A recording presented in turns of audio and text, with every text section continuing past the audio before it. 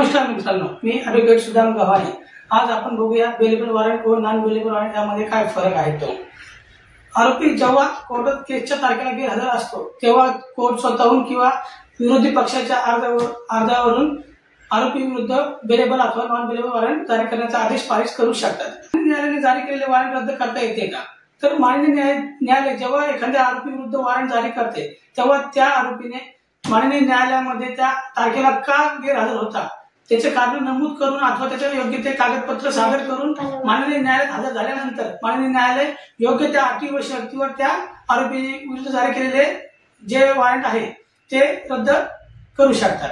त्यानंतर bailable warrant व non bailable warrant जारी झाल्यानंतर आरोपीला अटक करता येते का? जेव्हा एखाद्या आरोपी विरुद्ध वॉरंट जारी झाले असेल तर त्या आरोपीस पोलीस अटक करू शकतात। अटक झाल्यानंतर बेलेबल वॉरंट असल्यास पोलीस त्या आरोपीस पोलीस स्टेशनमध्ये योग्य त्या जामिनावर मुक्तता करू करतात। त्यानंतर तसेच जर का आरोपी विरुद्ध जारी झालेले वॉरंट नॉन बेलेबल असेल तर त्या आरोपीस अटक करून माननीय न्यायालयात हजर केले जाते। माननीय न्यायालयात हजर केल्यानंतर त्या आरोपीने योग्य तो अर्ज सादर केल्यानंतर त्या आरोपी विरुद्ध माननीय न्यायालय त्याला मुक्त करू शकतात किंवा त्याची रवानगी कारागृहामध्ये करू शकतात।